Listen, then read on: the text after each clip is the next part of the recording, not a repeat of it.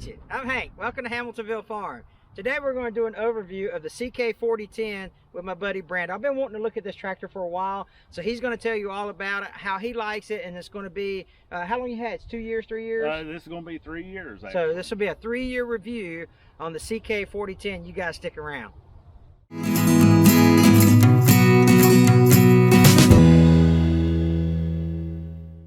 Y'all have seen Brandel in my other video about putting the cutting edge on my bucket, and he done a real good job there. And you know, I've always I knew he had a Coyote, and I wanted to go say, look, Brandel, man, I need to get you on video doing this this Coyote review, man, because it's a really nice tractor.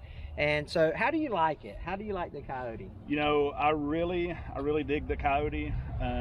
Here in this area, there's not a lot of, the closest Coyote dealership now is an hour and a half away. All right, yeah. So there wasn't a whole lot of opportunity to explore them whenever I bought them. Sure. But I really dig it. It's a cool tractor, lifts a lot. How many hours you got on it? So I've had it for 3 years, like we said. Not put a lot of hours on it. I've got over just right at 100 hours. Oh, okay. So it's just kind of a utility machine around the house. Yeah. I'm not a farmer at all. Yeah. So you know, it's more to lift stuff and to do kind of oddball chores. I've got a lot of odd implements. I guess. You know, I've got stump grinder and wood chipper, stuff like that. Gotcha. So that's kind of where its sweet spot is. It's more like a carry machine for me, really. So before we actually go talk about the actual machine itself, what made you choose Coyote over the other brands? So a lot of it was the features. Okay. A lot of it was the price, and a lot of it was the capabilities. Okay, so, sure. The loader, it had the strongest loader lift capacity of any that I saw. Okay. The price point was great. I bet so. They're nice. Yeah, it was $6,000 cheaper than a comparable machine. Oh, wow. You know, in like the 40 horsepower range around here.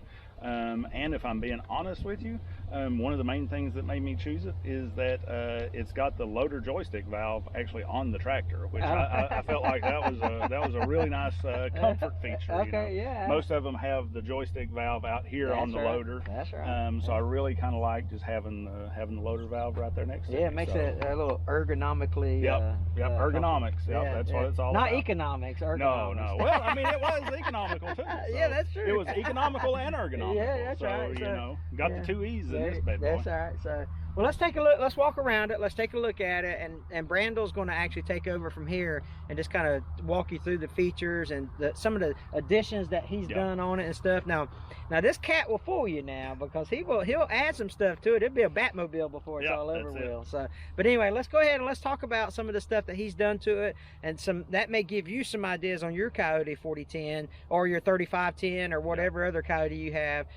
Some additions that you may be considering. So if you have some additions like Brandel has on this one, leave in the comments below what you've added to your Coyote, and to give all our viewers some better ideas, and to help our community get a little better on how we can modify our tractors for comfort and what's the word I'm looking for there, capability and stuff like that. Okay, so let's go ahead and get started walking around this machine. All right, so basically we're just going to start at the front and work our way back. I'm going to talk about just the front end loader here and kind of what I dig about this, and also talk about the grapple a little bit. So essentially, one of the main reasons why I bought this tractor, like I said in the intro, was because of the loader lift capacity. This thing has like 1,800 pounds of capacity.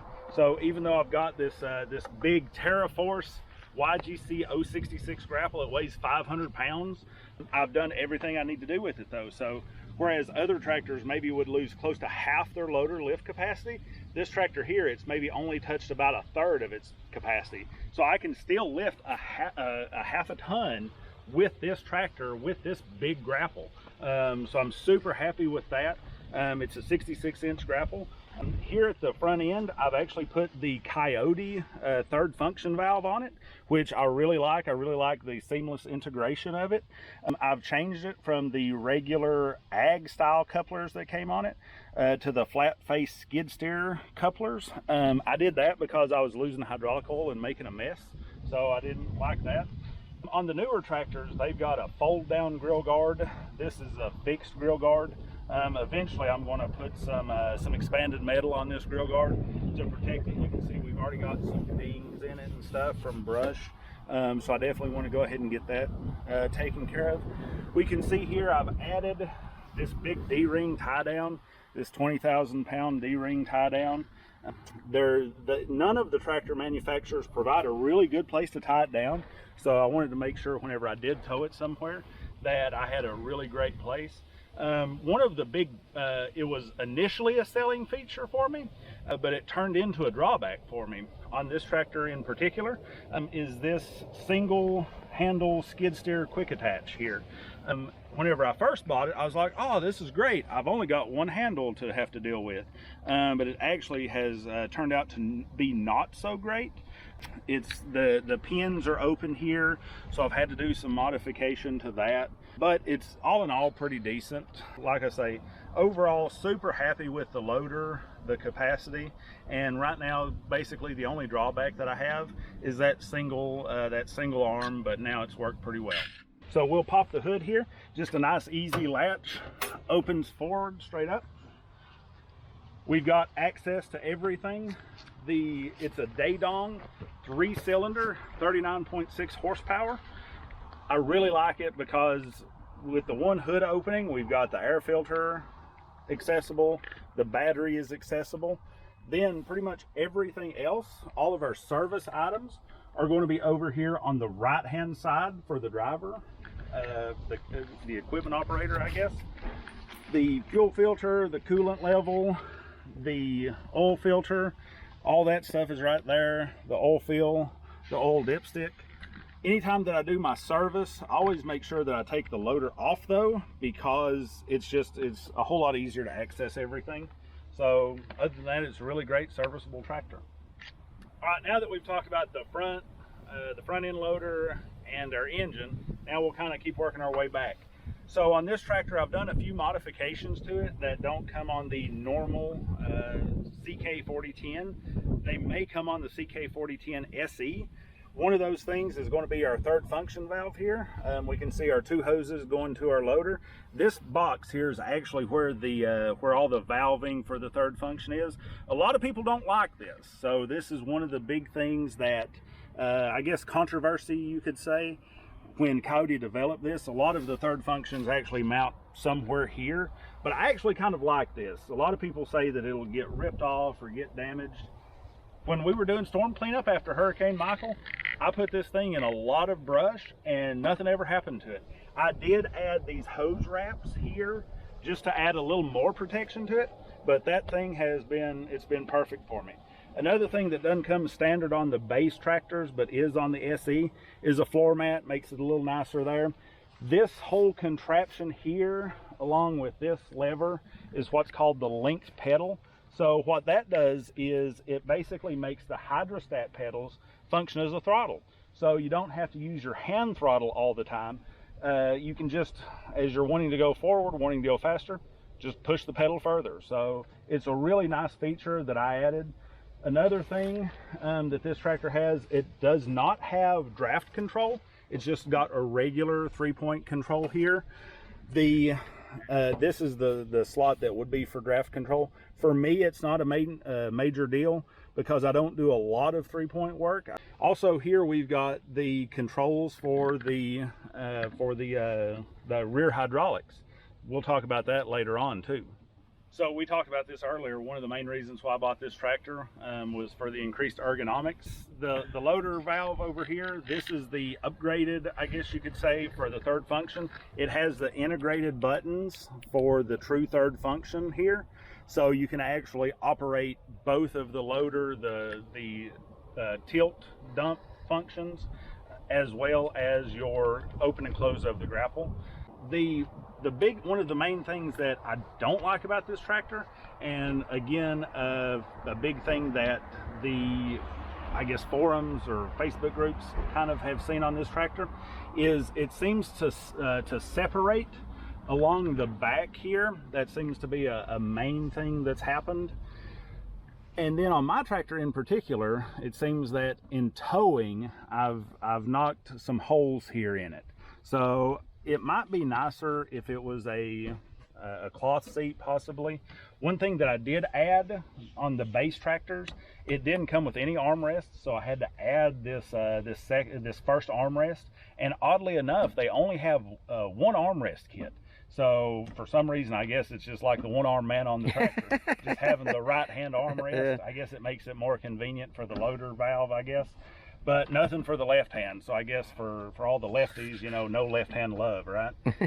So that's a couple of the main things here on the operator station that have been kind of positives and negatives for this tractor.